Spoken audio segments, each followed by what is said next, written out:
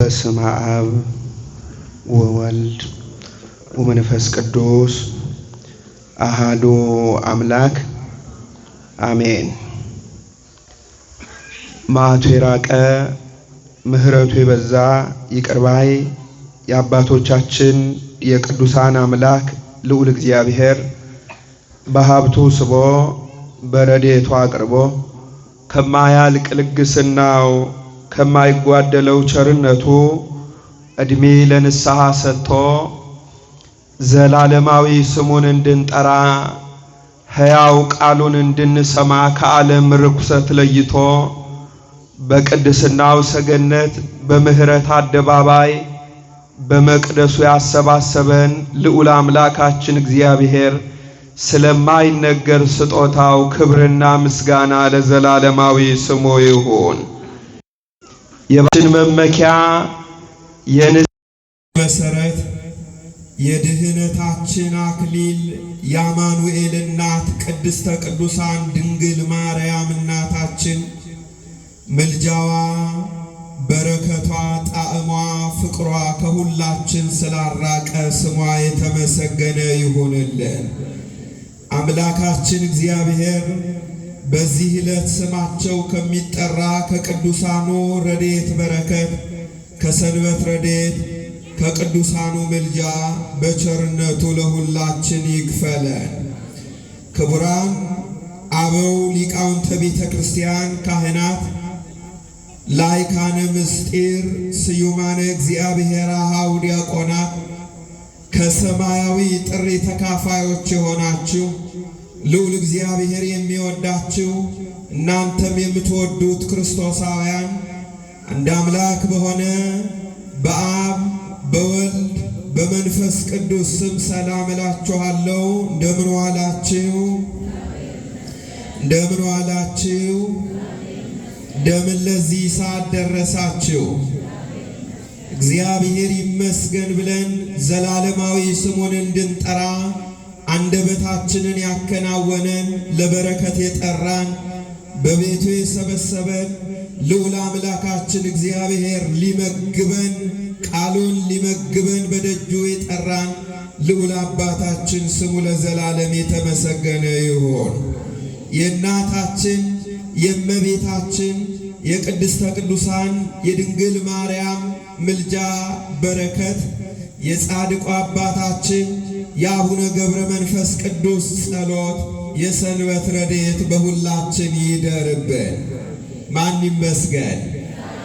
እስቲ እግዚአብሔር ይመስገን በሉ። እስቲ ድገሙት። በነገር ሁሉ የጎበኘን ልዑል አምላካችን ስሙ ለዘላለም የተመሰገነ ይሁን።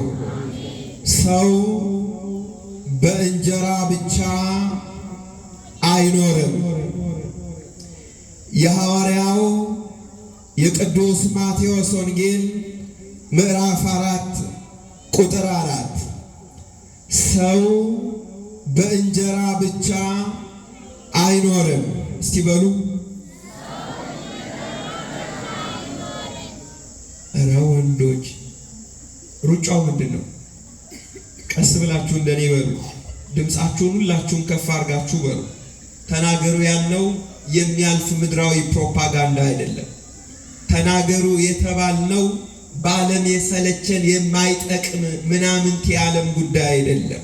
ተናገሩ የተባልነው የሚሰራን የሚባርከን የሚጎበኘንን የእግዚአብሔርን ቃል ነው።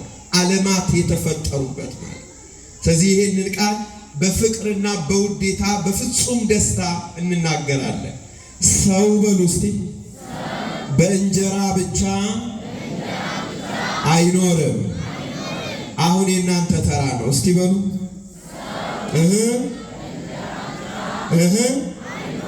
አምላካችን እግዚአብሔር ከሁላችን ጋር ይሁን። ይህንን ቃል የተናገረው ዓለማትን የፈጠረ በባህሪው ሞት በመንግሥቱ ሽረት የሌለበት በኋለኛው ዘመን ከባህሪያችን መመኪያ ከቅድስተ ቅዱሳን ከድንግል ማርያም በሥጋ የተገለጠ ወልደ እግዚአብሔር ሕያው ኢየሱስ ክርስቶስ መድኃኔ ዓለም አባታችን ነው። ቃሉን የተናገረበትን ሁኔታ እንገልጣለን አጠር አድርገን። ይህ ቃል የተነገረው ለጥንተ ጠላታችን ለዲያብሎስ የተነገረ ቃል ነው። ባጭሩ አሁን ያለንበት ዛሬ የጨረስነው ያለነው የዐቢይ ጾም ሁለተኛ ሳምንት ቅድስት ይባላል። በግዕዝ ቋንቋ ቀደሰ ማለት ለየ፣ አከበረ፣ አነጻ፣ አጸና፣ አመሰገነ ማለት ነው። ቀደሰ ማለት ልዩ ማለት ነው። የተለየ ለየ ማለት ነው። ወገኖቼ ቅዱስ እግዚአብሔር ነው በባህሪው። እንደሱ ያለ ቅዱስ የለም። እንደሱ ያለ ልዩ የለም። እንደሱ ያለ ንጹሕ የለም። እንደሱ ያለ ምስጉን የለም። እንደሱ ያለ ክቡር የለም። አምላካችን ቅዱስ ነው። ስሙ ለዘላለም የተመሰገነ ይሁን።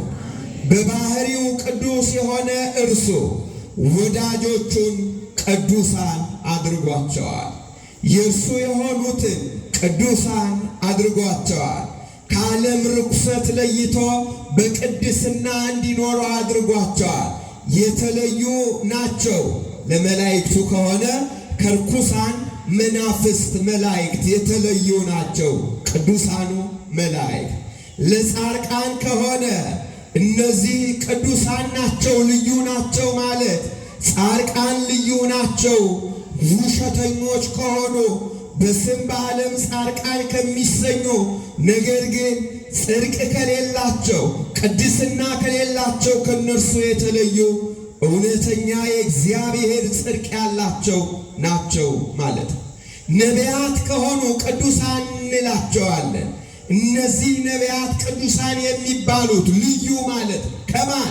ከሐሰተኞች ነቢያት በስም ነቢይ ተብለው ከሚጠሩ ነቢያት ተብለው ከሚጠሩ ነገር ግን እግዚአብሔር ካልጠራቸው ከሐሳውያን ነቢያት የእግዚአብሔርን ሐሳብ ከማይናገሩ ነቢያት ነገር ግን እስመ ከማሁ ነበበ አፍሁ ለእግዚአብሔር ብለው በድፍረት ከሚናገሩ የእግዚአብሔር አፍ ይሄንን ተናግሯል ብለው በውሸት ከሚናገሩ ከሐሰተኞች ነቢያት የተለዩ ቅዱሳን ነቢያት ናቸው ማለት ነው። ልዩ ማለት ይሄ ነው ወገኖች። ሌላስ ሐዋርያት ከሆኑ በሐሰት ስማቸው ሐዋርያት ከሚባሉ ነገር ግን በሐዋርያዊ ቅብብሎች ንጹሕ እምነት ውስጥ ከሌሉ ቅድስና ከሌላቸው በሃይማኖት ሐዋርያትን ሐዋርያነ አበውን ደቂቀ አበውን ከማይመስሉ ከሐሰተኞች በስም ሐዋርያት ከሚባሉ ከነርሱ የተለዩ ናቸው ማለት ነው።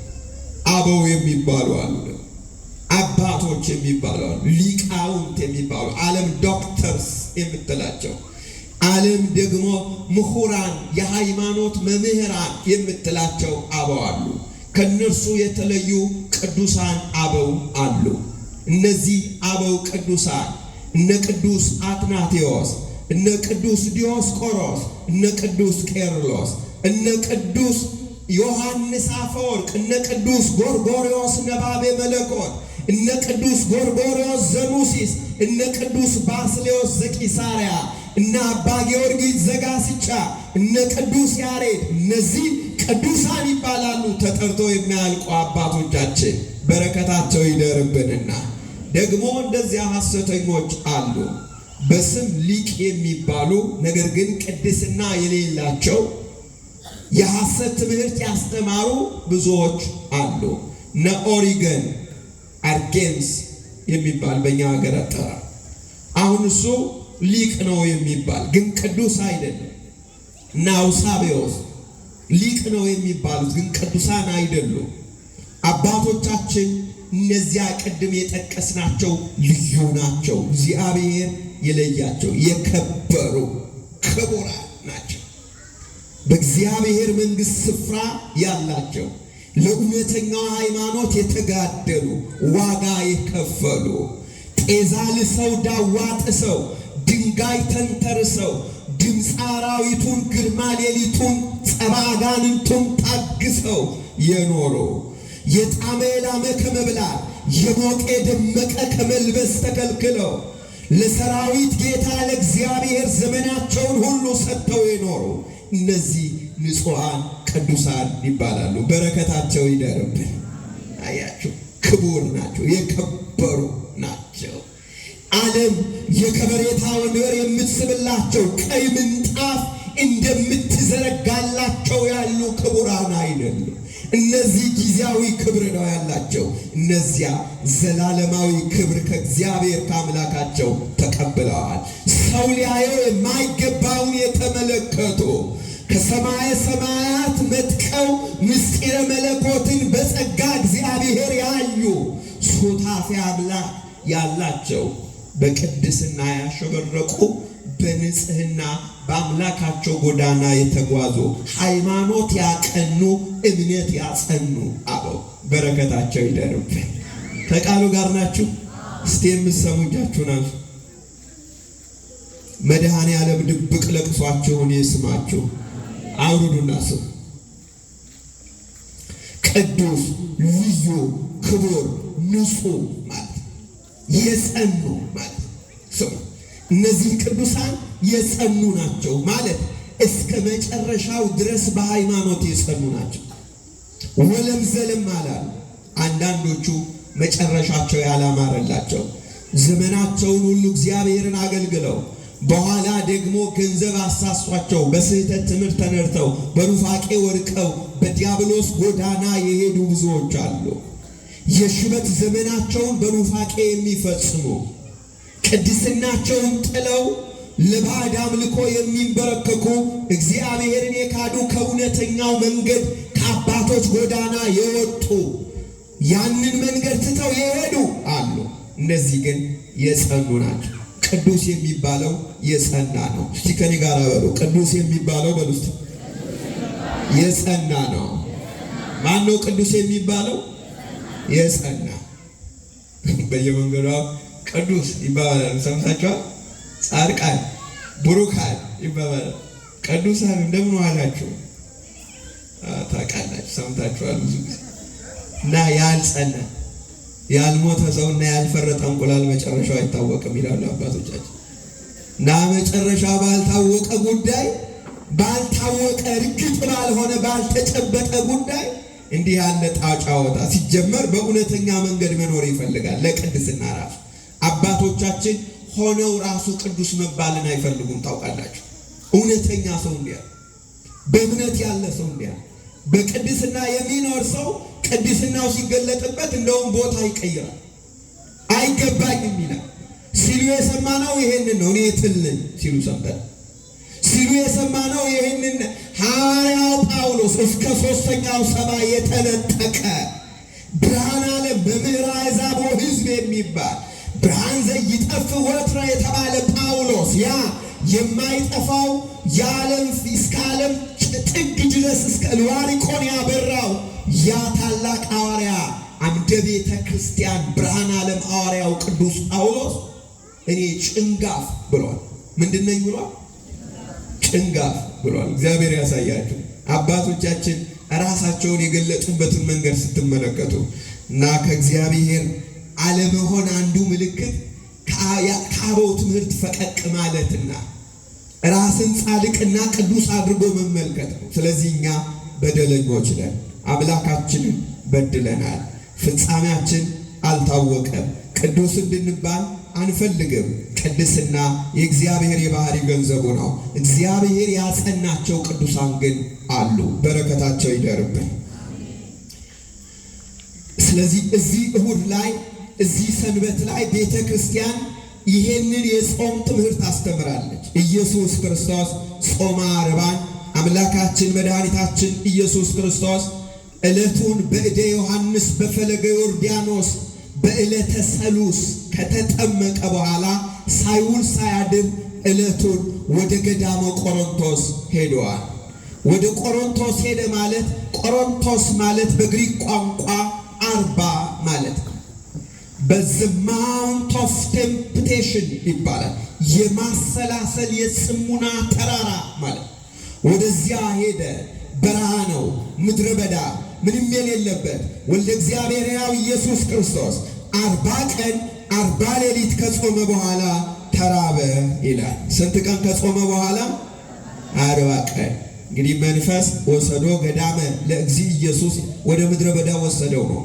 እንግዲህ መንፈስ ሲባል ሌላ ነገር ውስጥ እንዳትገቡ ይላል እና መጽሐፉ ላይ መንፈስ የሚል ቃል ብታገኙ ኢታሃሊኬ ከመ ፍጡር ውእቱ እንደ ፍጡር ነው ብለህ በህሊና እንዳያስብ። ሰማዕታትን አነሳስቶ ወደ ደም፣ አበውን አነሳስቶ ወደ ገዳም እንደወሰደ ክርስቶስንም አነሳስቶ ወደዚያ ወሰደው ማለት እንዳልሆነ ልብ በል ይላል። አላ መንፈስሰ ስምረቱ ይእቲ ይላል። መንፈስ የተባለች ፈቃዱ ናት ማለት ፈቃደ አብ፣ ፈቃደ ወልድ፣ ፈቃደ መንፈስ ቅዱስ አቲ ስምረቶሙ ለሥላሴ ሥላሴ በፈቃድ አንድ ስለሆኑ፣ ስለዚህ በእርሱ ፈቃድ፣ በአባቱ ፈቃድ፣ በመንፈስ ቅዱስ ፈቃድ መጥቶ አዳነን ስንል፣ አዎ የአባቱ ፈቃድ የእሱ ፈቃድ ነው፣ የእሱ ፈቃድ የመንፈስ ቅዱስ ፈቃድ ነው። መጥቶ ተቤዠን፣ አዳነን፣ ከወደቅንበት አነሳን፣ የባርነት ቀንበራችንን ሰብሮ ቀና ብለን እንድንሄድ አደረገን ማለት ነው። ስሙ ለዘላለም የተመሰገነ ይሁን። ከዚህ መንፈስ ወሰደው ማለት በሱ ፈቃድ በመንፈስ ቅዱስ በአባቱ ፈቃድ ወደ ምድረ በዳ ሄደ ማለት ነው። መንፈስ ቅዱስም ቢል መንፈስ ቅዱስና የሱ ፈቃድ አንድ ስለሆነ ነው። ከዚህ በኋላ 40 ቀንና 40 ሌሊት ከጾመ በኋላ ተራበ ይላል። ወገኖች ጾም እስከ መራብ ሲደርስ ነው ጤናማ። እስከ መራብ ሲጾሙ ነው ጥሩ ትክክል። እስከ መራብ ያልጾሙት ጾም ሊሆን ያቸው። ጾማችን ረሃብ ሲሰማን ነው ጤናማ ወገኖች። የጾም ዓላማ አንዱ ዓላማ ለእግዚአብሔር መገዛት ታውቃላችሁ። በስጋችን ለእግዚአብሔር በነፍሳችን ለእግዚአብሔር መገዛት ማለት ነው የጾም ዓላማ። ለእግዚአብሔር የምንገዛበት አንዱ መንገድ ጾም። ሁለተኛ የጾም ዓላማ ረሃብን እንድናውቅ ሐዘነ ዘፈተነ የአምር ሐዘነ ረሃበ ዘፈተነ የአምር ረሃብ። ረሃብንም የቀመሳት ሰው ያውቃል። ለድሃ ይራራል፣ ለችግረኛ ይረዳል፣ ለምስኪን አይጨክንም፣ ለተራበ ለጎሰቆለ ይራራል፣ ቸርነት ያደርጋል። ለምን? ቀምሷላ ረሃብ እንዴት እንደሚያንገበግብ አይቷላ። ረሃብ ምን እንደሚያደርግ የሚያውቅ ሰው ያንን ስለሚያውቅ ስለሚረዳ እኔን እንዳደረገኝ እኮ ነው ብሎ ለወንድሙ ይራራል። ስለዚህ ወገኖቼ እስከ መራብ መጾም ይገባል። ዛሬ የብዙ ሰው እጅ ላይ ነው ጾሙ ሰዓቱ ያለው አይደል?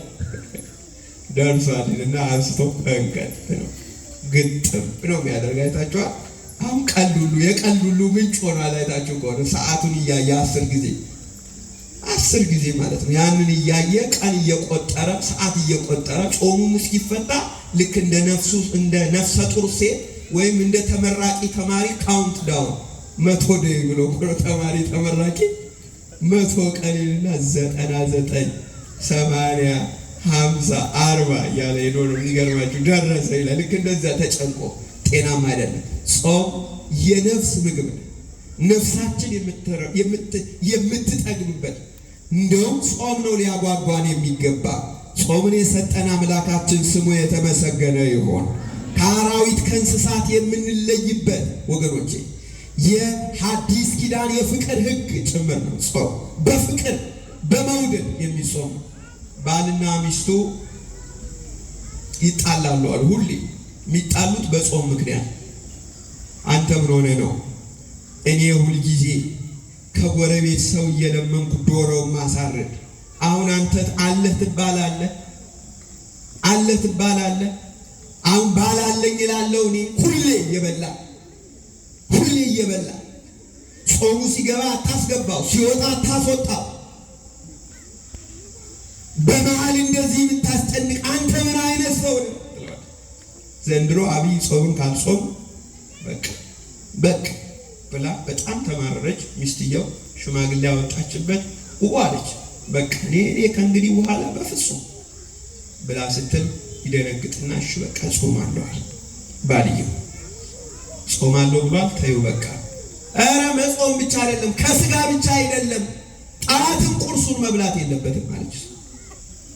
ለቤቴ በረከት ለልጆቼ ጸጋ በማለዳ ተነስቶ እግዚአብሔርን ጠርቶ ቤቴ በበረከት እንዲትረፈረፍ ነው የምፈልግ። እምቢ አለች ሚስትየው። ይህን ሲሰማ ግድ ሲሆንበት እሺ ያለ ሰውየው በቃ እሺ ጾማለሁ፣ ያው እስከ 6 እንደምንም ብዬ ጀማሪ ነኝ ይቅር በሉኝ አለ። ሰዎቹ ሁሉ እዛ ውስጥ ያሉ ልክ ነው ከዚህ በላይ ሸክም እንዳታብዥበት ጀማሪ ነው እስከ 6 ይጹም በቃ ተባለ። ከዛ ሰኞ ማለዳ 3 ሰዓት ላይ ቁርስ ሲበላ ደረሰችበት ሚስትየው። ምን ሆነ ነው ተናደረች አለች። እንደገና ምን ነካ አለች። እንዴት በጣም ትናንት ተነጋግረን በሽማግሌ ፊት ተወስኖ አለ እስከ 6 ጾማለሁ ብለሃል ነበር አለች። አዎ ብዬሽ ነበር። እና አሁን ስንት ሰዓት ነው? አንቺ ጋር ስንት ሰዓት ነው? 3 ሰዓት። እኔ ጋርም 3 ሰዓት። 3 ሲደመር 3 6 ባልና ሚስት አንድ አካል ናቸው፣ የሚለያቸው የለም። 6 ሞልቷል ብሎ ወክት ናያችሁ ሰዓታችን ላይ ነው ያለው ማለት አይደለም። ጤናም አይደለም ወገኖች። ከልብ መጾም ይገባናል። መድኃኔዓለም በቸርነቱ ይርዳል። ለጸጋ ለበረከት አበው ያደረጉበት የተጓዙበት ጎዳና ስለሆነ ስለዚህ ጌታ ተራበ ይላል። ስለዚህ መራብን ማወቅ ይገባናል። ማን ይርዳል? ዛሬ ረሃብ የማያውቁ ሰዎች ናቸው ለረሃብተኞች ጨካኝ የሆኑ ርኅራኄ የሌላቸው የሆኑ በሰው ረሃብ ላይ ቢዝነስ የሚሰሩ በሰው ረሃብ ድራማ የሚሰሩ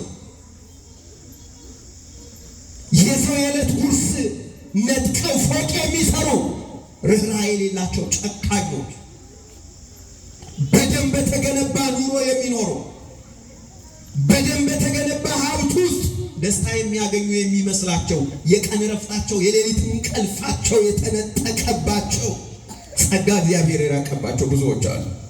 እስክንራብ መጾም ይገባናል። ከዚህ በኋላ ዲያብሎስ ወደ ኢየሱስ ክርስቶስ ለማኝ መስሎ መጣ። በአምሳለ ሰዓሊ ይላሉ አባቶቻችን። በለማኝ ምሳሌ በአምሳለ ሐራሲ ገበሬ ችግረኛ ገበሬ መስሎ ወደ ክርስቶስ መጣ።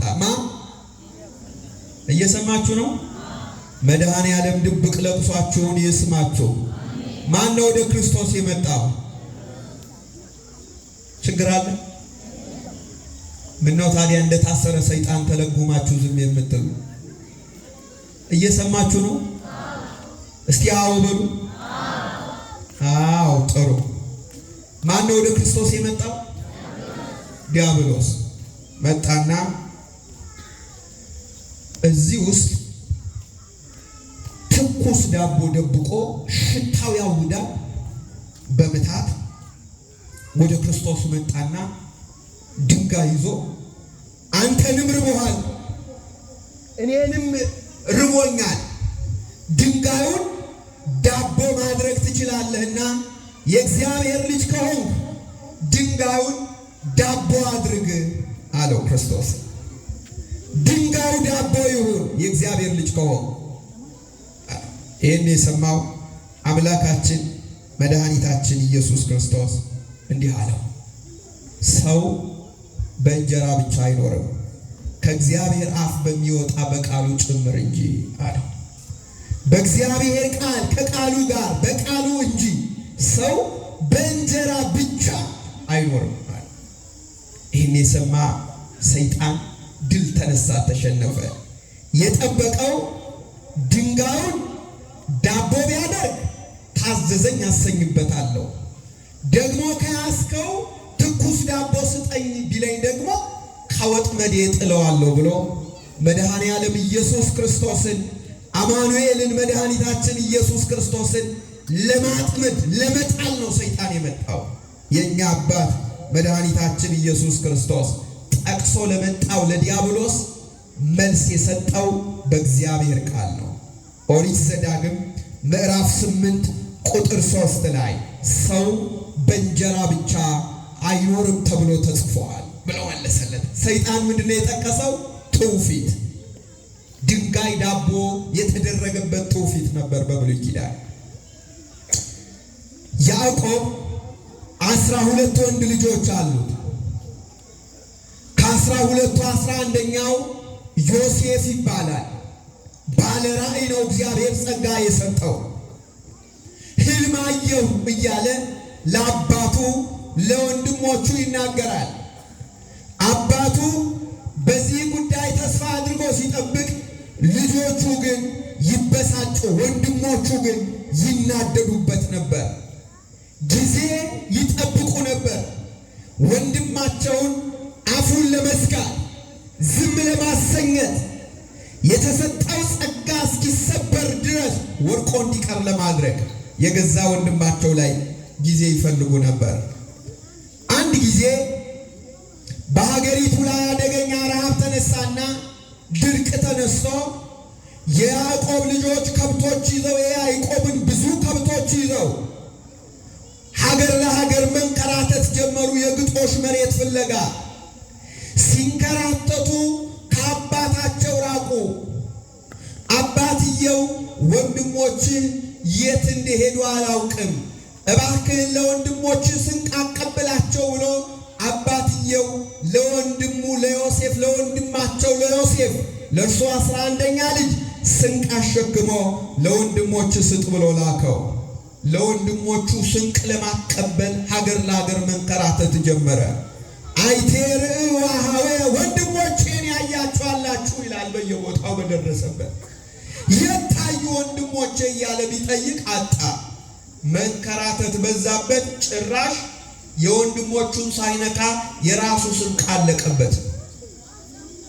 ይህንን መንከራተቱንና መከራውን የተመለከተ የሰራዊት ጌታ የእስራኤል ቅዱስ ልዑል እግዚአብሔር ብርሃናዊው መልአክ ቅዱስ ሚካኤልን ላከለት። በጭንቃችን ጊዜ አማኑኤል ብርሃናዊው መልአክ ቅዱስ ሚካኤልን የላከለት።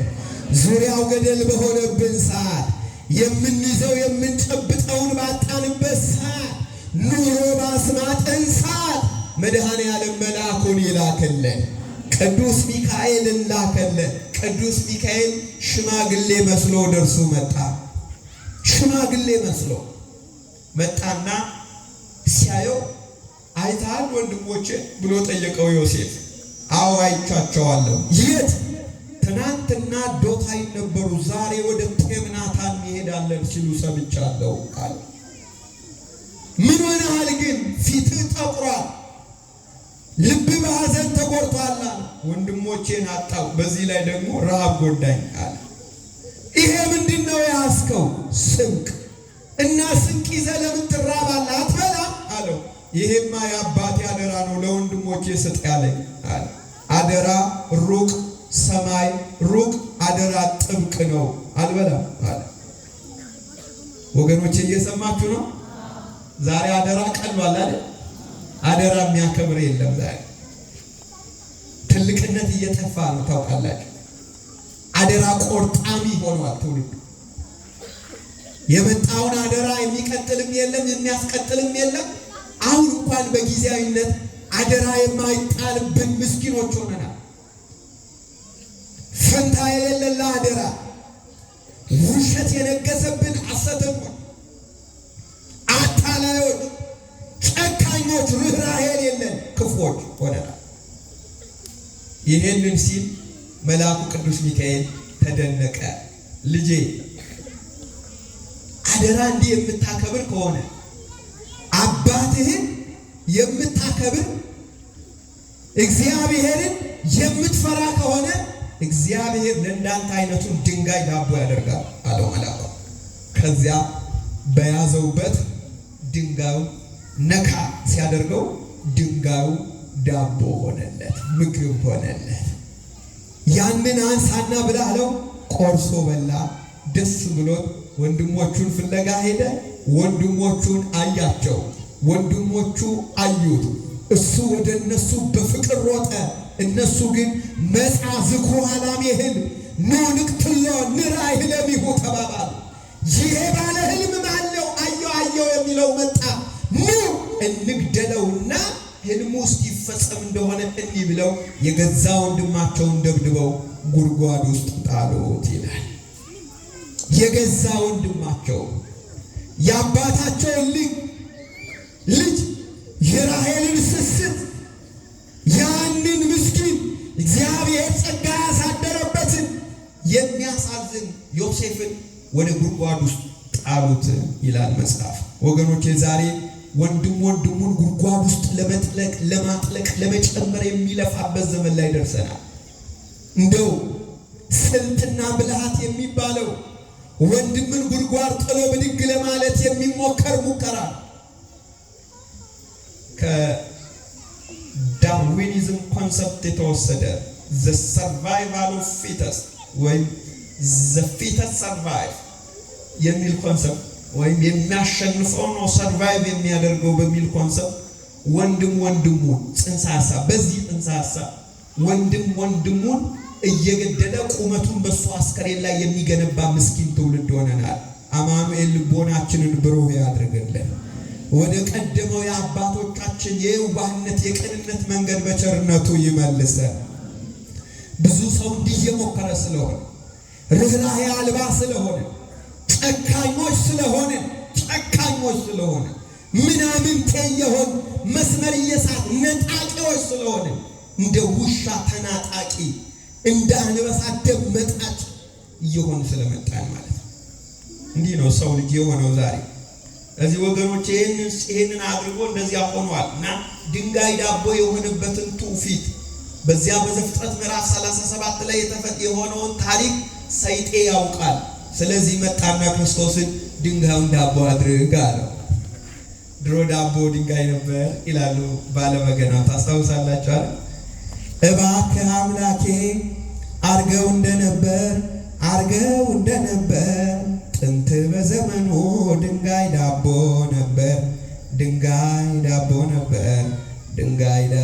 ነበር።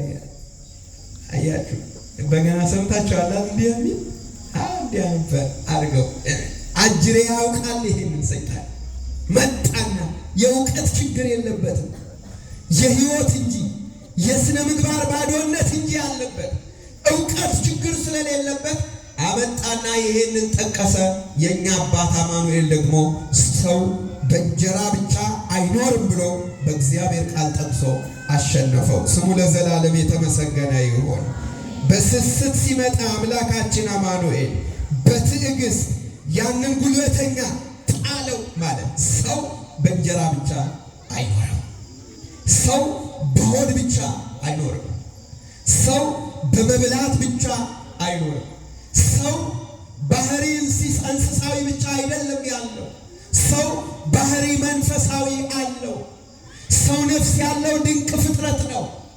ሰው በእንጀራ ብቻ አይኖርም። ሰው በመብላት ብቻ በሆድ ብቻ አይኖርም። ሰው መላእካዊ ትምህርት ያስፈልገዋል። ሰው መንፈሳዊ ትምህርት ያስፈልገዋል። ሰው መንፈሳዊ ሕይወት ያስፈልገዋል። ሰው በእንጀራ ብቻ አይኖርም አለው መድኃኒዓለም። በእንጀራ ብቻ ስለማይኖር ወገኖቼ፣ በመብላት ብቻ ስለማይኖር ወገኖቼ፣ በሆድ ብቻ ስለማይኖር ወገኖቼ፣ ለመሆኑ ሰው በእንጀራ ብቻ አይኖርም ማለት ምን ማለት ነው? የተወደዳችሁ የእግዚአብሔር ቤተሰቦች ይሄንን በእርጋታ መመልከት ይገባናል። ሰው በሆድ ብቻ ይኖራል ወይ?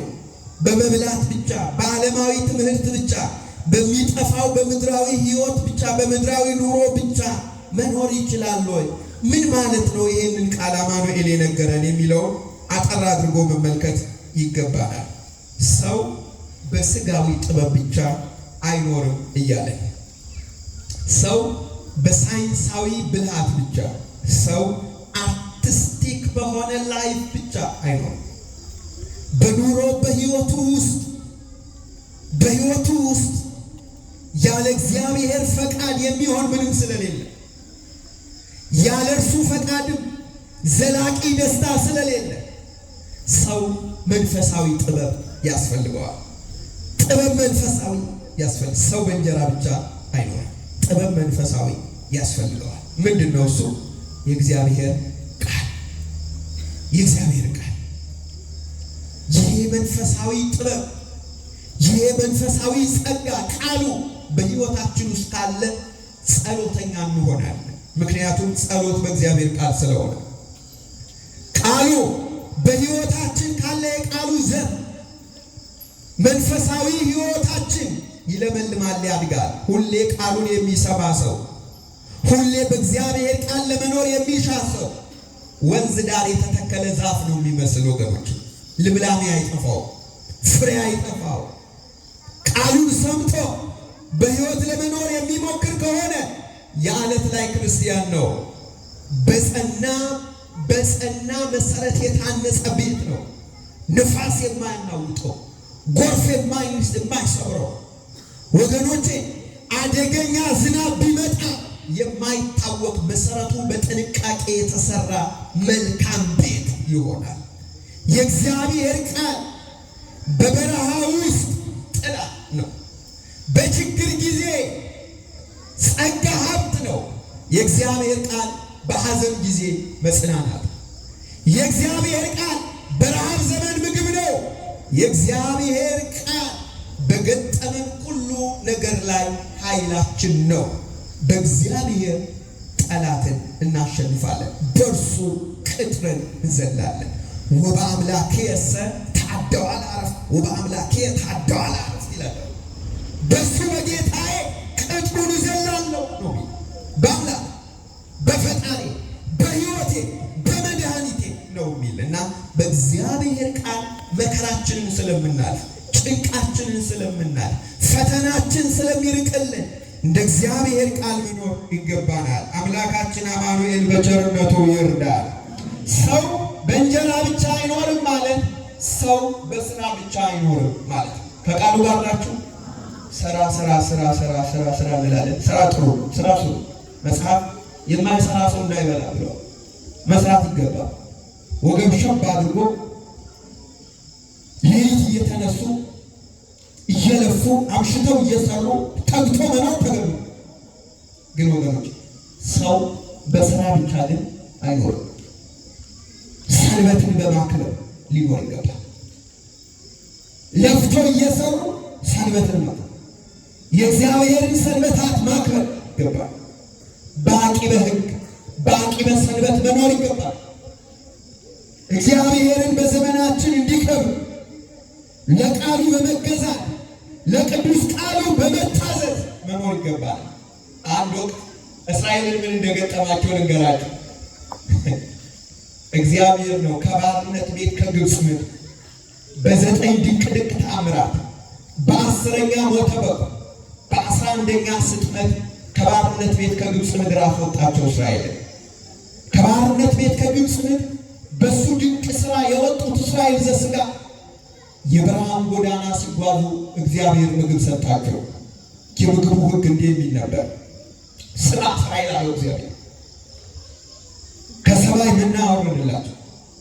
የሚወርድላችሁ መና ለዕለት የሚበቃችሁ ሰብስቡ አላቸው። ሁሌ ከእሑድ ጀምሮ እስከ ዓርብ ድረስ ለዕለት የሚገባችሁ ሰብስቡ አላቸው። ከቃሉ ጋር ናችሁ? ሁሌ ይወርድላችኋል፣ አይዟችሁ አላቸው። ከዚያ ሰኞ መጣ። የሰኞውን ሰበሰቡ።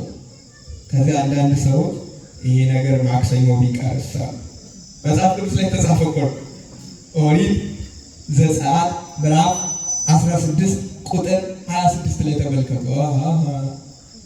እዚህ በረሃ ውስጥ የምንጠጣው የምንልሰው የምንቀምሰው ነገር የለም። ነገ ቢቀርሳሉና ሰብሰብ አድርገው ለአንድ ለሁለት ለ3 ቀን የሚሆን ሰብሰብ አድርገው ደበቁ ይላል። እንግዲህ ተመልከቱ። ነገ አወርዳለሁ ያለው ማን ነው? እየሰማችሁ ነው? ነገ አወርዳለሁ ያለው ማን ነው? ሰዎቹ ግን ምን እንዳደረጉ ታውቃላችሁ? በቃ ላይወርድ ይችላል፣ ሊያመልጠን ይችላል።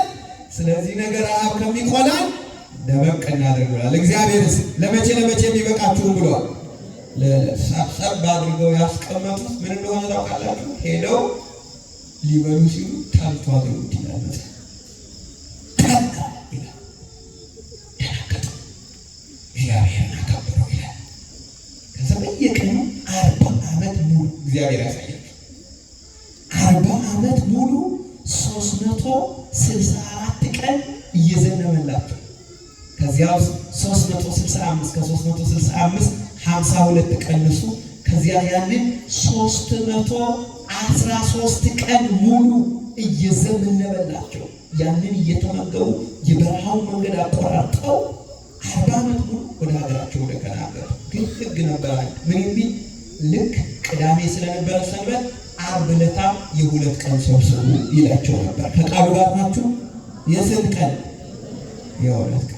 ከፈለጋችሁ ሰኞ የ3 ቀን ሰው፣ ከፈለጋችሁ ማክሰኞ የ4 ቀን ከቻላችሁ ሰው፣ ከፈለጋችሁ ረቡዕ፣ ከፈለጋችሁ የ10 ቀን ስሩ። እንቅልፍ ካልወሰዳችሁ አምሽታችሁ ስሩ። ድካም ካልያዛችሁ በጠራራ ፀሐይ ስሩ። ግን የእግዚአብሔርን ሰንበት አክብሩ። ማን ይርዳል? የማንን ሰንበት አክብሩ? ሰው በምን ብቻ ስለማይኖር ማክበር ማለት ምን ማለት ነው? ማክበር ማለት አልጋ ላይ ተኝቶ ፍራሽ ላይ እግር ሰቅሎ ቴሌቪዥን ከፍቶ ቡና እየተፈላ ወሬ እየሰለቁ መዋል ማለት አይደለም። ሰንበትን ማክበር ማለት ቤተ እግዚአብሔር መጥቶ ቅዳሴ አስቀድሶ አገልግሎ እግዚአብሔርን አመስግኖ ቃሉን ሰምቶ እስረኛ ጠይቆ የታመመ ጠይቆ የወደቀ አንስቶ የተራበ አብልቶ እግዚአብሔርን አክብሮ መዋል ነው። ማን ይመስገን? ያዘነ አጽናንቶ ሽባ ጠግኖ፣ ወገኖቼ ስብራት ጠግኖ አይዞ ብሎ አጽናንቶ ወዳጅ ብሎ አበርትቶ መዋል ማለት ማህበራዊ ሕይወት ገንብቶ መንፈሳዊ ሕይወት አጠናክሮ መዋል ማለት ነው። ማን ይርዳል? እግዚአብሔር። ዛሬ እንዴት ነው ሰንበት የምታከብሩት? እንዴት ነው ሰንበት እየተከበረ ያለ? አንዳንዱ እየቃመ፣ አንዳንዱ ኳስ እያየ፣ አንዳንዱ ቴሌቪዥን፣ ሌላው በቲክቶክ፣ በዩቲዩብ፣ በኢንስታግራም፣ በፌስቡክ ተጠምዶ ሰንበት እንዴት ነው እያከበርን ያለ ነው? በእግዚአብሔር ቃል በመንፈሳዊ ሕይወት ቅድም በነገርኳቸው መንገድ ሊሆን ይገባል። አማኑኤል በቸርነቱ ሁላችንን ይርዳል። ዲያብሎስ ድል እንዳይነሳ ወገኖቼ በአክብሮ ሰንበት መኖር ይገባናል። አማኑኤል ሁላችንን ያበርታል። እስራኤል ከግብፅ ምድር ካወጣቸው በኋላ ለ430 ዘመን ያህል በባርነት ከተገዙበት ምድር ካወጣቸው በኋላ በበረሃ ሲመራቸው ሰንበቴን አክብሩ ብሎ ነግሯቸው ነበር። እነሱ ግን ሰንበቱን ማክበር እምቢ ሲሉ የ490 ዓመት 7 ወሰደባቸው ይላል። ከቃሉ ጋር ናችሁ? ምን ማለት ነው?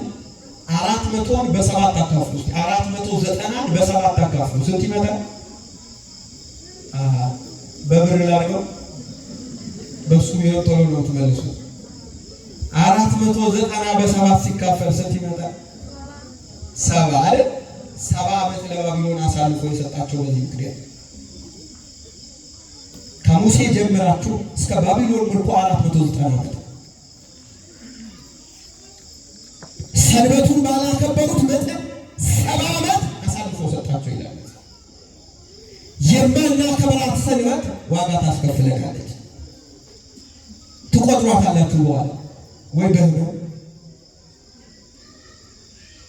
ሰንበትን አላከብርም ባልንበት መጠን፣ አላርፍም ባልንበት መጠን ተሰፍሮ የሚሰጠን ስፍራ አለ። ያችን ስፍር እንዳንቀበል እያፈራሯቸው አለ። ሰው የዘራውን ስለሚያጭድ አትዝሩ እንደዚህ ያለ እያልኳቸው አምላካችን አማኑኤል በቸርነቱ ይርዳል። ለዚህ ጾም ለእግዚአብሔር መገዛት ነው። አንዱ ጾም ወገኖች፣ አንዱ ጾም ሰንበትን ከመስራት መከልከል ጭምር ነው። አያችሁ፣ ምግብ ይፈልጋል ሰውነታችን። ምግብ ከለከል ነው ማለት ነው አይደል? ጾም ማለት እሱ ይሄስ እንግዲህ መስራት ሲባል ሐኪምስ ትሉ ይሆናል። ሐኪምማ ይስራ ችግረኛ ይረዳል። ሐኪምማ ይስራ የቆሰቆለ እያዳነ። ነገር ግን ያቺ የሚሰራትን የግሉ ከሆነ ሐኪም ቤቱ አጠራቅሞ ለደሃ መመጽወት መንፈሳዊ ስራ መስራት ይገባዋል። ችግር ችግረኛ ያድን ይርዳ። እርዳታ የሚፈልግ ስራ ከሆነ ይስራ። መንፈሳዊ እንደዚህ ስጋ የሚጠግን ለችግር ፈጥኖ የሚደርስ ከሆነ ይስራ። ከዚያ በተረፈ ግን ለጥቅማችን ብለን በምንሰራ ጉዳይ እግዚአብሔር ስለማይከብር ጥንቃቄ ማድረግ ይገባናል። አምላካችን አማኑኤል በቸርነቱ ይርዳል። አንድም ሰው በእንጀራ ብቻ አይኖርም ማለት ሰው በስራ ብቻ፣ ሰው በምድራዊ እውቀት ብቻ፣ ሰው በሳይንስና በቴክኖሎጂ ብቻ፣ ሰው በምድራዊ ፍልስፍና ብቻ አይኖርም። በምን ጭምር? በእግዚአብሔር ቃልም ጭምር እንጂ።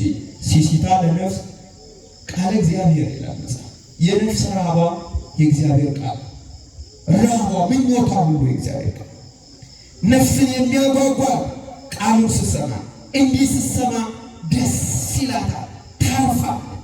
መልአካዊ ባህሪያችን ደስ ይለዋል። ስጋችን ይደክመው ይሆናል፣ ስጋችን ይቸገር ይሆናል። ነፍሳችን ግን አበርትታ ደስ ይላታል። ልባችን በጸጋ ቢጸና መልካም ነው እንጂ በምን አይደለም ይላል መጽሐፍ። በመብል አይደለም።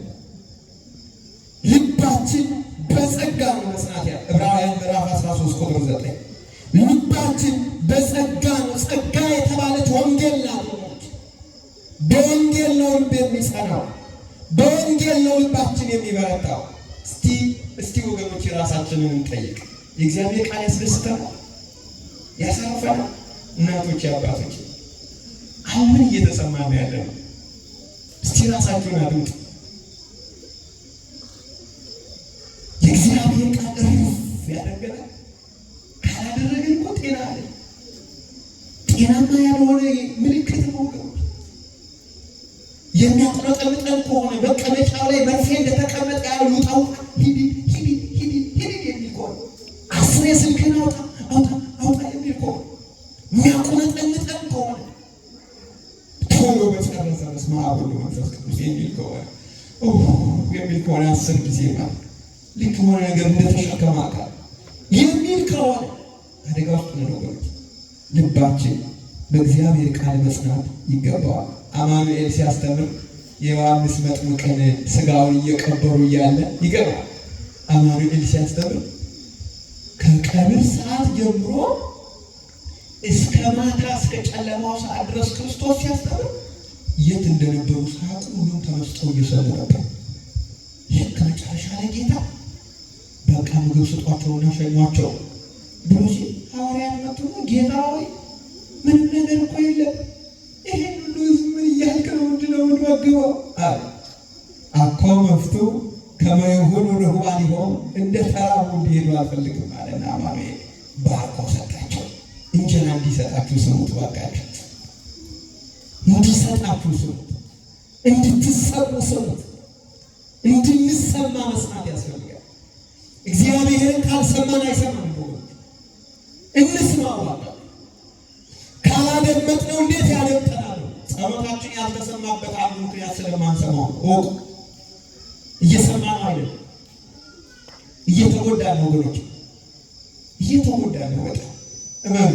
ያለ እግዚአብሔር ቃል ማለፍ አንችልም። ያለ እግዚአብሔር ቃል ነፍሳችን በረሃብ ጎስቁላ ቋሻኮር ነው፣ የነፍስ ቋሻኮር ነው የሚደርስባት። የነፍስ በሽታ ትዳ ከዚህ የነፍስ በሽታ ማምለጥ የምንችለው፣ ከዚህ የነፍስ ደዌ መፈወስ የምንችለው በእግዚአብሔር ቃል ነው። አምላካችን እግዚአብሔር ቃሉን እንዳያሳጣን ቸርነቱ ለሁላችን ይደረግልን። መጽሐፍ እንዲህ ይላል፣ እፌኑ ረሃበ ውስተ ምድር ይላል፣ በምድር ላይ ረሃብን የምሰድበት ጊዜ ይመጣል ይላል እግዚአብሔር። ከቃሉ ጋር ናችሁ? ምንን የምሰድበት ጊዜ? እስቲ ረሃብን የምሰድበት ጊዜ ይመጣል በሉ እስቲ። እግዚአብሔር ረሃብ ምን አይነት ረሃብ መሰላችሁ? የምሰድባችሁ ረሃብ አኮረ አበክል ይላል። የማመጣባችሁ ረሃብ ምግብ ከማጣት የሚመጣ ረሃብ እንዳይመስላችኋል። እና ምንድን ነው ካላችሁ ረሃብ ሰምሰሚያ ቃል እግዚአብሔር ነው። የማመጣባችሁ ረሃብ ቃሌን ናፍቃችሁ የማታገኙበትን ጊዜ ያመጣባችኋል ይላል።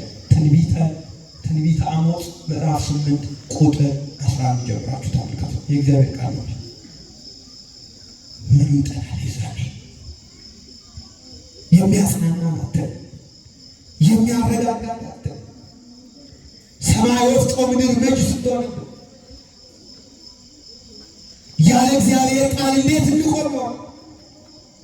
ያለ እግዚአብሔር ቃል እንዴት እንኖር ነው? እግዚአብሔር ነው የተናገረውን አስቀርም ያደርገዋል። ስለዚህ ዛሬ ካመንበት ጊዜ ይልቅ መዳናችን ስለቀረበ አሁኑ በቃሉ ለመኖር ቃሉን ለመስማት መቁረጥ ይገባናል። ወገኖቼ ሰው በምን ብቻ ስለማይኖር ምነው ዝም አላችሁ? በምን ብቻ ስለማይኖር በእግዚአብሔር ቃል ጭምር የሚኖር ቃል የተባለ ቃል አብያው ወልደ እግዚአብሔር ያው ኢየሱስ ክርስቶስ ነው። ወላዲተ ቃል ከምትባል ከባህሪያችን መመኪያ በኋለኛው ዘመን ከሥጋዋ ሥጋ ከነፍሷ ነፍስ ነስቶ የተወለደ ቅድመ ዓለም የነበረ ቀዳማዊ ዓለማትን አሳልፎ የሚኖር ለዘመኑ ጥንት ወይም ፍጻሜ የሌለው በባህሪው ሞት በመንግሥቱ ሽረት የሌለው ከቅድስት ድንግል ማርያም የተወለደ ሕያው ባህሪ ሞቶ በሞቱ ሞታችንን የደመሰሰ ከመከራ ያዳነን ከዘላለም ጥቃት ይፈውሰን ዘንድ የተቤዠ በመስቀል ተሰቅሎ ከባርነት ቀንበር ነፃ ያወጣ መድኃኔ ዓለም ኢየሱስ ክርስቶስ ቃል እርሱ ነው። ያለ እርሱ መኖር አይቻልም። ስሙ ለዘላለም የተመሰገነ ይሁን። እሱን በማመን በእሱ በመጽናት በእሱ በመረጋጋት መኖር ይቻላል። ሰው በምን ብቻ አይኖርም? በእንጀራ ብቻ አይኖርም። በመጨረሻ ሰው በእንጀራ ብቻ አይኖርም ማለት ወገኖቼ ሰው ሥጋው ደሙ ሳይበላ መኖር አይችልም ማለት ነው። እናቶች፣ አባቶች፣ ወንድሞች፣ እህቶች ቤተ ክርስቲያን ወንጌል ሰርግታ ጉባኤ ጠርታ አዋጅ አውጃ ለልጆቿ የምታስተምረው ይሄንን ሰማያዊ ማዕድ ረቂቅ ኅብስት ቅዱስ ቃሉን ለልጆቿ የምትመግብበት መሰረታዊ ዓላማ ሰዎች ንስሐ ገብተው ሥጋውን እንዲበሉ ደሙን እንዲጠጡ ሰው በእንጀራ ብቻ ስለማይ በሰማነው ቃል ንስሐ ማትገባ ለምንድን ነው ሥጋው ደሙን ማትቀበሉ ሰዎች? ለምንድን ነው ወደዚህ ሰማያዊ ኅብስት መቅረብ እንዲህ ያለ? ለምንድን ነው የዘላለም ሕይወት የምናገኝበትን ማዕድ ቸል ያለው? ለምንድን ነው ከቅዱስ ቁርባን የሸሸነው? ሰው በእንጀራ ብቻ አይኖርም እየተባለ እየተነገረ ነው ወገኖች። ያለ እርሱ ምንም ማድረግ እንደማንችል እያወቅ እባካችሁ ሥጋውን እንብላ ደሙን እንጠጣ። መድኃኔዓለም ማስተዋሉን ያድለ። ለምንድን ነው ሥጋው ደሙን አትቀበለው ሲባል ብዙ ሰው ኃጢአት መስራቴ ስለማይቀር መልሼ ያው በበደል መውደቄ ስለማልቀር አንደኛዬን ጠርቀምቀም አድርጌ ሳረጅ እገባለሁ ሥጋው ደሙን እቀበላለሁ ብዬ ነው ይላል ብዙ ሰው። ደህና ዋላችሁ? እውነት ነው አለ።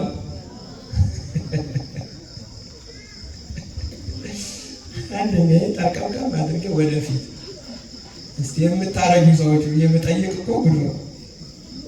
ካላንደር ይዞ የሚንቀሳቀስ አለ። መቼ እንደሚሞት የሚያውቅ ታውቃላችሁ መሰለኝ። ለዚያ አዎ ያላችሁ ይቀድም። ዛሬን እንኳን እንዴት እንደምናደር አለቅ። ከዚህ ሰዓት በኋላ እስትንፋሳችን በእጁ ነው።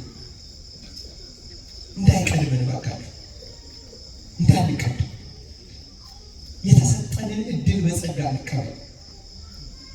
ንቅረብከ በሃይማኖት ሀበ መንበረ ጸጋሁ ይላል። ጸጋ ነው የተሰጠን የጌታ ሥጋ ነው። ወደዚህ በእምነት ዛሬ ነገ ሳለን መቅረብ ይገባል። ወጣቱ ሞት ቀጠሮ አይሰጥም። ስማ እንዳትታለል እንዳትሰማ የልምድ አዋላጆች የሚነግሩህን ነገር እንዳትሰማ። አንዳንድ ሰዎች እንዲህ ይለዋል እንዳታደምጥሱ ገጠር ስትሄዱ የሚሏችሁ ልትቀሰፍ ነው ቆርባ የመጣው ሲሏችሁ እንደሰማችሁ። የጌታ ሥጋና ደም ወገኖቼ አምነው የሚቀርቡትን አይቀስም፣ እንደውም ዓይን ያበራል። ምን ሆነሽ ነው ሴትዮዋን ያቆረብሻት? የእናቴን ዓይን ልታጠፊ ነው ያስቆረብሻት የሚሉ ሰዎች አሉ። የጌታ ሥጋና ደም ዓይን ያበራል እንጂ ዓይን አያጠፋም። ወተከስተ አዕይንቲሆሙ ወአይመርዎ ይላል። ጌታ አምላካችን የተባረከውን ኅብስት በሰጣቸው ጊዜ እነዛ የኤማውስ መንገደኞች ዓይናቸው ተከፈተ ነው። እንኳን ሥጋው ደግሞ የተባረከው ኅብስት ዓይን ከፍተዋል ወገኖቼ። የሉቃስ ወንጌል ምዕራፍ 24 ቁጥር 33 ተመልከቱ። አይን አብርቷል። ምስጢር ይገልጣል። የተሰወረው ግልጥ ነው የሚያደርግ። ስለዚህ የጌታ ሥጋና ደም ሕይወታችንን ስለሚያቀና ንስሐ መግባት ይገባናል። ሥጋው ደግሞ መቀበል ይገባናል። ሰው በምን ብቻ ስለማይኖር፣ ስለዚህ መቼ እንደምንሞት አናውቅም። ቶሎ ብለን ምን ይላሉ አባቶቻችን? ቢላ እየተሳለ ሳር ይግጣል በሬ፣ ነገ ሞት ዛሬ ሞት አላውቀውም እኔ ይላል። በሬ ታውቃላችሁ አይደል? እዚህ እየተሳለለትም እኮ ሳሩን ይበላል ክት እያደረገ ምስኪን የኔ አባት ሌድ እኮ ነው ገርማቸዋል። ወደ ሌድ ነው የሚሸኘው እነሱ ዛ እያነሳ ዛሬ እኛ እንደዚህ ነናል። እንደዚህ እኮ ነው። መቼ እንደምንሞት አናውቅም።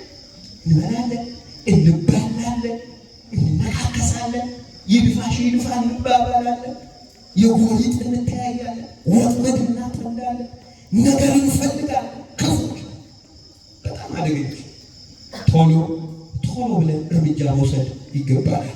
ሥጋውን እንብላ፣ ደሙን እንጠጣ። መድኃኔዓለም ማስተዋሉን ያደለ። በወርቅስ ላላችሁ ሰዎች ግን መጽሐፍ ቅዱስ የእግዚአብሔር ቃል እንዲህ ይላል። ምናልባት ኃጢአት ሰርቼ በወርቅስ ያላችሁ እንደሆነ የእግዚአብሔር ቃል ሲናገር እንዲህ ይላል። ትንቢተ ሚክያስ ምዕራፍ 7 ቁጥር 7 ላይ እግዚአብሔር ቃል ጠላቴ ሆይ ብወድቅ እነሳለሁ ይላል። እስቲ አብራችሁ ይበሉ። ጠላቴ ሆይ በሉ እስቲ። ብወድቅ እነሳለሁ። እስቲ ድገሙ። ድገሙ እስቲ። ድገሙ እስቲ። እስቲ እያስተዋላችሁ አሁንም አንዴ ድገሙ።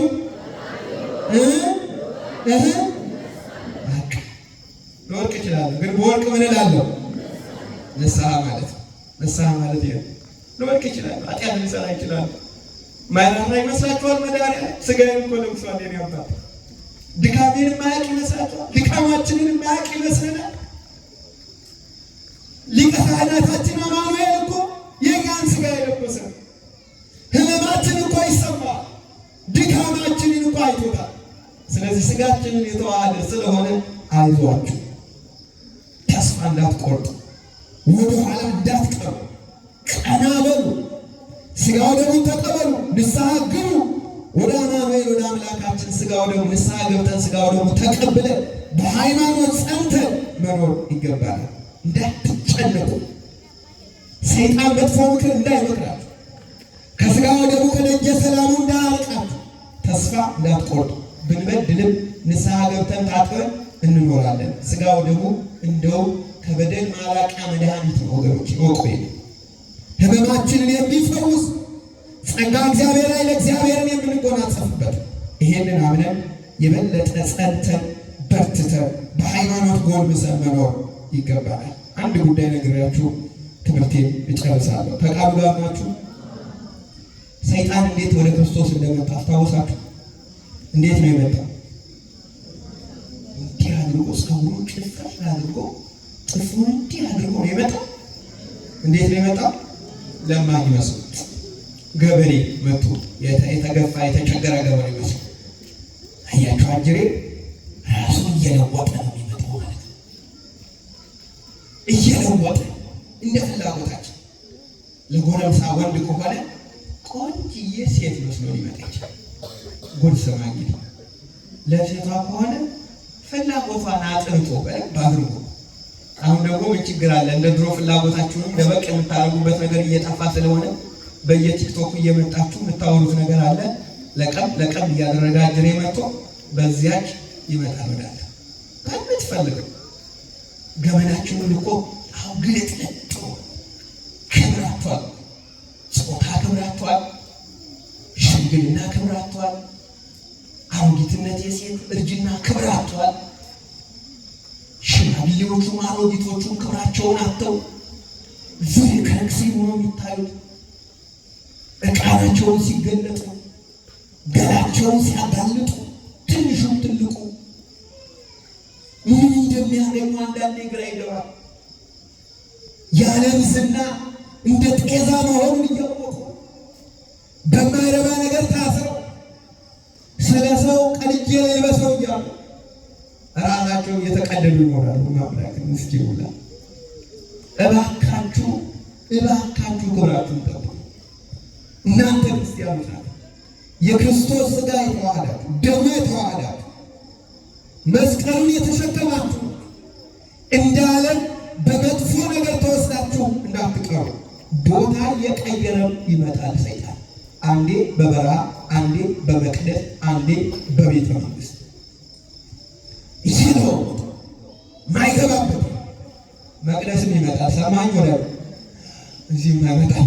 ስለዚህም ይመጣል፣ እዚህም ይመጣል። ከዚህ ሊያስወጣ ዓላማው ማስወጣት ስለሆነ እዚህም ይመጣል። አያችሁ፣ እዚህም ያባላናል፣ እዚህም ያናክሰናል፣ እዚህም ያጠላላናል፣ እዚህም የጎሪጥ ያስተያየናል። ቅኔ ማህሌት ይመጣል። አጅሬ የገኔ ጎጥ የገኔ ጎሳ ያባብለናል። የእንትን ብሎ ያጣላናል። በማያጣላ ነገር ክብር እኮ ነው፣ ርቀት እኮ ነው ማምላክ። መራቀቅ ሲገባ የእንትን እያለ ያንተን አልሰማም የኔን ስማ በመባባል ያገፋፋል። በሰንበት ትምህርት ቤት ያገፋፋል። በሰበካ ጉባኤ ያጣላል። በማህበራት ያናክሳል። አጅሬ ማናክስበት የለም። ተመልከቱ፣ ጠጋ እያለ ነገር ይሰራል። ስለዚህ ሰይጣንን እንዳትሰሙት፣ ራሱን ለውጦ ይመጣል። መጽሐፍ እስመ ለሊሁ ይትሜሰል ሰይጣን ከመ መልአከ ብርሃን፣ ሰይጣን እስከ የብርሃን መልአክ እስኪመስል ድረስ ራሱን ይለውጣል። ራሱን ስለሚለውጥ ለሰይጣን ፈንታ እንዳትሰጡት። ማን ይርዳል? ሶስተኛ በጣም ማወቅ የሚገባችሁ አጅሬ ሰይጣን ጥቅስ ይጠቅሳል። ሰማችሁ? ጨርስ። ሰይጣን ምን ይጠቅሳል? እየሰማችሁ ነው? ጥቅስ ማለት መጥቀስ ማለት አይደለም፣ መጽሐፍ ቅዱስ ማለት ነው። ጥቅስ ይጠቅሳል መጽሐፍ ቅዱስ። አጅሬ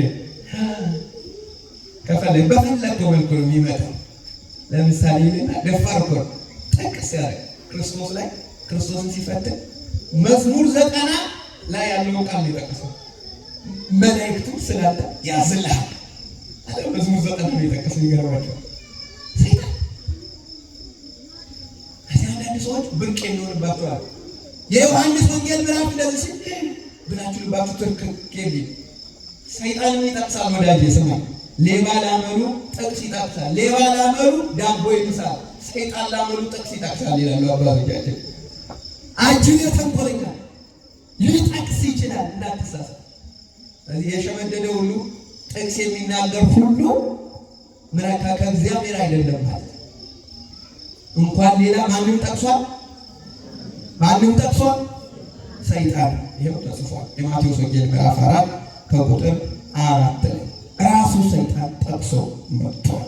ፈትኖ ራሱን እየለወጠ የሚመጣ ተንኮለኛ ነገረ ሰሪ አጅሬ ይሄንን አድርጎ መምጣቱ ማወቅ ይገባል። በስስት ሲመጣ ጌታ አምላካችን በትዕግስት ድል ነስቶ በትዕቢት በካህናት ጾር ቢመጣ አምላካችን መድኃኒታችን ኢየሱስ ክርስቶስ በትህትና አሸንፎ አምላካችን መድኃኒታችን በፍቅረ ነዋይ ቢመጣ በጸሊያ ነዋይ በነገሥታት ጾር ቢመጣበት በዚህ ሁሉ ድል ነስቶ በድሆች በሰብአ ዓለም በካህናት በረቂቃን በምጡቃን በነገሥታት ጾር ቢመጣበት በሁሉ ድል ነስቶ ያሳፈረው አምላካችን መድኃኒታችን ኢየሱስ ክርስቶስ ሲናገር እንዲህ አለ። ሰው በእንጀራ ብቻ ሰው በምን ብቻ አይኖርም? ሰማችኋል? ሰው በምን ብቻ አይኖርም? ሰው በእንጀራ ብቻ አይኖርም። ሰው በስራ ብቻ አይኖርም። ሰው በትምህርት ብቻ አይኖርም። በእግዚአብሔር ቃል፣ በመዝሙር፣ በጸሎት ይኖራል እንጂ በዝማሬ ይኖራል። ወገን ወዳጄ ስማ፣ በመዝሙር በምስጋና በውዳሴ በዜማ ይኖራል። ሰው በእንጀራ ብቻ አይኖርም። ይሄ ቃል የሚያሳየን በእንጀራ ብቻ አይኖርም ማለት ወዳጄ ያለ እንጀራ እንደማይኖር ምልክት። ስለዚህ ምን ያስፈልገናል? ስራ፣ ትጋት፣ ልፋት፣ ትጋት፣ መልፋት ያስፈልገናል።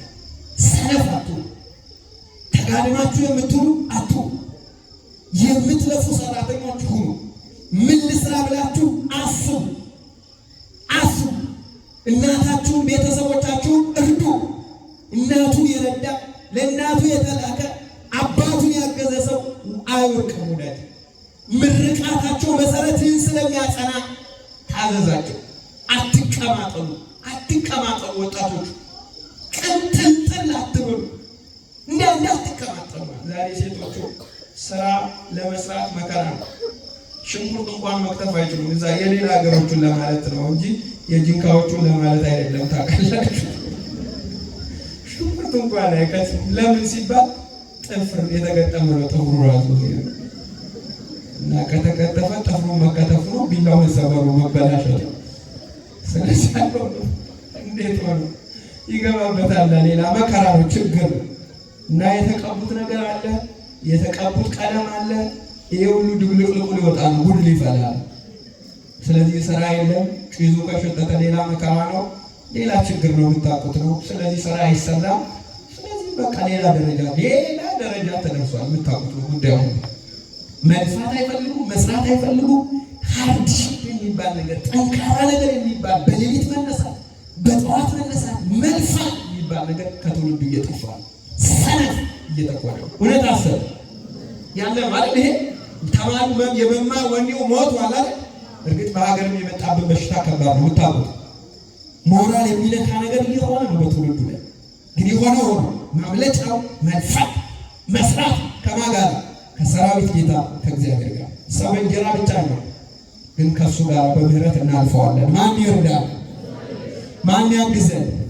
እግዚአብሔር። ይለፉ፣ ስሩ፣ ትጉ። እየለፋው እየሰራው ነገር ግን ኑሮ አሁንም ያሳስበኛል የምትሉ ከሆነ እግዚአብሔር እንዲህ ይላል፣ ሰው እንጀራ ብቻ መጽናኛችሁን ያዙ፣ አማኑኤልን ያዙ፣ ባስተከዛችሁ ነገር ላይ ያቆማቸዋል መድኃኒዓለም። የሚሳነው አለ? ክብርና ምስጋና ለአምላካችን ለእግዚአብሔር ይሁን። ንስሐ ገብተን ታጥበን ሥጋውን በልተን ደሙን ጠጥተን የመንግሥቱ ወራሽ የስሙ ቀዳሽ ለመሆን መድኃኒዓለም ሁላችንን ያብቃል። ርዕሳችን ምን ነበረ? ኧረ በጋ አምላክ ተናገሩ እስቲ ንገሩ። በምን ብቻ አይኖርም? እግዚአብሔር አስተማረ። ለካ በእንጀራ ብቻ አይኖርም። ለካ በእንጀራ ብቻ እኔ ለእንጀራ ብቻ እየለፋው፣ እኔ ለእንጀራ ብቻ እየሰራው፣ ለካ በእንጀራ ብቻ አይኖርም ብለን ንስሐ ገብተን ታጥበን ሥጋውን በልተን ደሙን ጠጥተን የመንግሥቱ ወራሽ ለመሆን አማኑኤል ሁላችንን ያብቃን። ክፉ አይንካችሁ፣ ደግ አይለፋችሁ ወገኖቼ። መድኃኒዓለም ሁላችንን ለማለዳ በቸርነቱ ያብቃን። ወስብሐት ለእግዚአብሔር።